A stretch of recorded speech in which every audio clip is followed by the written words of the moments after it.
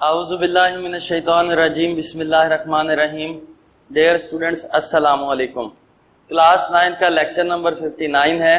इस लेक्चर के अंदर हमने मल्टीप्लिकेशन ऑफ मैट्रिसेस को डिस्कस करना है। अभी तक हमने एडिशन सब्ट्रैक्शन मैट्रिसेस की जो थी उसको डिस्कस किया था, उनसे रिलेटेड क्वेश्चंस किए थे। आज हमने जो टॉपिक पढ़ना है उसमें हमने ये देखना है कि मल्टीप्लिकेशन ऑफ मैट्रिसेस क्या होती है और उससे रिलेटेड जितनी भी प्रॉपर्टीज होंगी वो भी इस लेक्चर के अंदर डिस्कस करेंगे। तो फर्स्ट ऑफ ऑल, जिस तरीके से हमने एडिशन में बात की कि दो मैट्रिसेस उस वक्त ऐड हो सकते हैं अगर उनका ऑर्डर सेम होगा, इसी तरीके से मल्टीप्लिकेशन ऑफ मैट्रिसेस में भी एक कंडीशन है कि अगर दो मैट्रिसेस, एक मैट्रिक्स ए और दूसरा मैट्रिक्स बी है, अगर वो मल्टीप्लाई हो रहे हैं तो मल्टीप्लिकेशन उस वक्त पॉसिबल होगी अगर मैट्रिक्स ए में number of rows matrix B में नंबर ऑफ कॉलम के इक्वल हों। अगर ये कंडीशन सेटिस्फाई नहीं हो रही होगी तो वहां पर मल्टीप्लिकेशन पॉसिबल नहीं होगी। आइएगा देखते हैं क्या लिखा हुआ है मैंने यहाँ पर। Multiplication of matrices, multiplication of matrices में मैंने लिखा two matrices A and B, दो मैट्रिसेस ए और B are conformable for multiplication, multiplication के लिए कन्फर्म होंगे if the number of column A, number of column of matrix A, अगर matrix A में number of column is equal to the number of rows of B, matrix B के number of rows के equal होंगी तो multiplication possible होगी। अगर ये condition satisfy नहीं होगी तो वहां पर मल्टीप्लिकेशन पॉसिबल नहीं है। अब हम इनकी प्रॉपर्टीज को डिस्कस करते हैं। जो सबसे पहली प्रॉपर्टी आपने यहाँ पर डिस्कस करनी है वो एसोसिएटिव लॉ अंडर मल्टीप्लिकेशन है।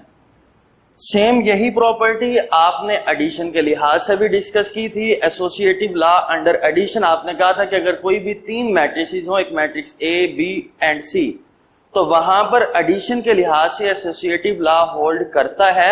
हम मल्टीप्लिकेशन की बात कर रहे हैं तो हम कहेंगे अगर एक मैट्रिक्स ए है, दूसरा बी है और तीसरा मैट्रिक्स सी है, अगर ये तीन मैट्रिसेस हैं तो और ये तीनों मैट्रिक्स अगर मल्टीप्लिकेशन के लिए कंफर्म है तो बेटा जो एसोसिएटिव लॉ ऑफ मल्टीप्लिकेशन होगा वो क्या होगा, A B into C is equal to A into B सी।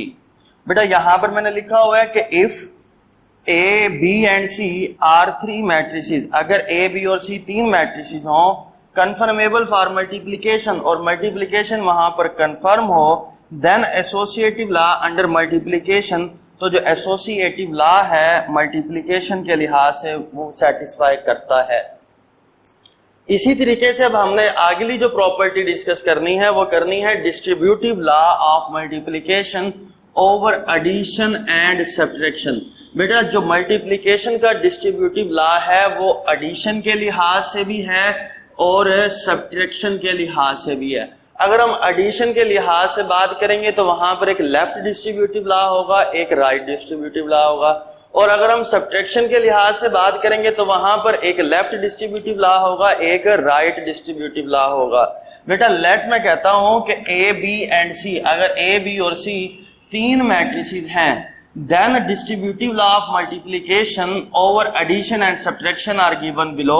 सबसे जो पहला मैंने यहां पर लिखा, मैंने कहा कि A into B plus C is equal to, A B से मल्टीप्लाई कर क्या बन जाएगा, ए बी प्लस था, प्लस लगाया, ए सी से मल्टीप्लाई कर क्या बन जाएगा, ए सी। अब ये चीज लेफ्ट से ऑपरेट हो रही है तो ये क्या होगा, लेफ्ट डिस्ट्रीब्यूटिव लॉ। क्या होगा, लेफ्ट डिस्ट्रीब्यूटिव लॉ।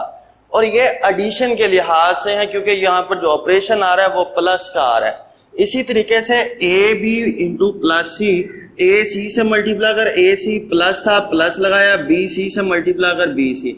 अब यहां से जो ऑपरेट, यहां पर जो सी है वो राइट साइड से मल्टीप्लाई, तो ये क्या होगा, राइट डिस्ट्रीब्यूटिव लॉ। क्या होगा, राइट डिस्ट्रीब्यूटिव लॉ। बेटा सेम यही लेफ्ट डिस्ट्रीब्यूटिव लॉ और राइट डिस्ट्रीब्यूटिव लॉ ये एडिशन के लिए थे, तो सेम यही सब्ट्रैक्शन के लिए होंगे। सिर्फ चेंज इतना हो जाएगा कि जहां पर एडिशन है वहां पर क्या आ जाएगा, subtraction. A into B minus C is equal to A B minus A C, A minus B into C is equal to A C minus B C. ये लेफ्ट डिस्ट्रीब्यूटिव लॉ है और ये राइट डिस्ट्रीब्यूटिव लॉ है। Next हमारे पास है commutative law under multiplication. बेटा जब हमने मैट्रिसेस की एडिशन को डिस्कस किया था तो हमने कहा कि एडिशन के लिहाज से कम्यूटेटिव लॉ होल्ड करता है। अगर एक मैट्रिक्स ए है दूसरा मैट्रिक्स बी है तो ए प्लस बी इक्वल होगा बी प्लस ए के। लेकिन यहां पर बात उल्ट है कि अगर एक मैट्रिक्स ए है और दूसरा मैट्रिक्स बी है, अगर वो दोनों मैट्रिसेस मल्टीप्लिकेशन के लिए कंफर्म है तो जनरल तौर पर हम ये कहते हैं कि A B is not equal to B A. Generally तौर पर हम कहते हैं कि कम्यूटेटिव लॉ होल्ड नहीं करता, लेकिन कुछ केसेस ऐसे भी आएंगे जहां पर कम्यूटेटिव लॉ होल्ड करेगा। Commutative law under multiplication in matrices does not hold. If A and B are two matrices, then in general AB is not equal to BA। अगर आपसे वो ये पूछे कि in matrix multiplication in general AB is not equal to BA, commutative law hold नहीं करता।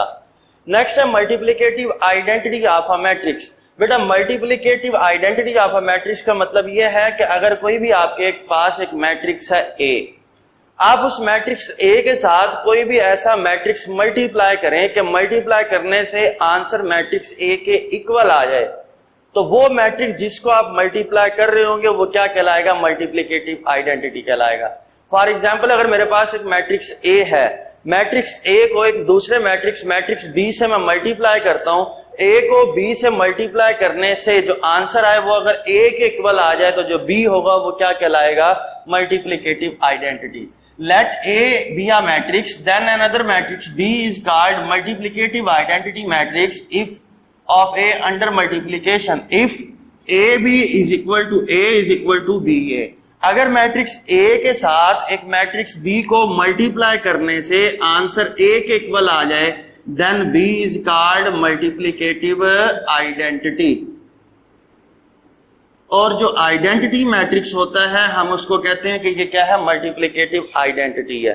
एक दूसरा रिजल्ट आपने याद रखना है मैट्रिसेस की मल्टीप्लिकेशन के अंदर के जहां पर मैट्रिक्स की मल्टीप्लिकेशन हो रही होगी वहां पर ए बी होल का ट्रांसपोज इक्वल होगा B transpose multiplied by A transpose. ये चीज आपसे एमसीक्यूज में पूछी जा सकती है। एक्सरसाइज 1.4 की तरफ मूव करते हैं। क्वेश्चन नंबर 1 है, वो कहता है कि आपने ये बताना है कि कौन से मैट्रिसेस मल्टीप्लिकेशन के लिए कंफर्मेबल हैं और कौन से नहीं है। तो बेटा इस लेक्चर के स्टार्ट में हमने एक बात की थी कि दो मैट्रिसेस उस वक्त कंफर्म होंगे अगर फर्स्ट मैट्रिक्स के number of rose second matrix के नंबर ऑफ कॉलम के इक्वल हो, अदरवाइज मल्टीप्लिकेशन पॉसिबल नहीं है। अब ये मैंने फर्स्ट पार्ट लिखा है, इस पार्ट के अंदर इस पहले मैट्रिक्स के अंदर नंबर ऑफ हमारे पास जो यहां पर ये बात लिखी थी नंबर ऑफ जो कॉलम हैं वो कितने हैं? 2। यहां पर नंबर ऑफ रोज कितनी है? 2।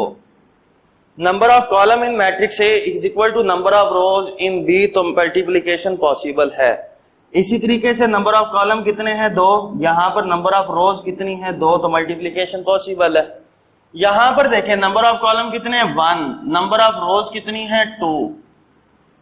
Number of column in matrix A is not equal to the number of rows in matrix B, so multiplication is not possible। तो मैंने लिखा कि ये कंफर्म नहीं है, नॉट पॉसिबल है। इसी तरीके से नेक्स्ट देखें, नंबर ऑफ कॉलम कितने हैं बेटा? 2। नंबर ऑफ रोज कितनी है? 2, तो मल्टीप्लिकेशन पॉसिबल है। इसी तरीके से नंबर ऑफ कॉलम कितने हैं? यहाँ पर 3। यहाँ पर नंबर ऑफ रोज कितनी है बेटा? 3, तो यहां पर भी मल्टीप्लिकेशन पॉसिबल है। तो ये एक्सरसाइज 1.4 का क्वेश्चन नंबर 1 था। नेक्स्ट क्वेश्चन से इंशाल्लाह ताला हम लेक्चर नंबर 60 के अंदर स्टार्ट करेंगे। अल्लाह हाफिज।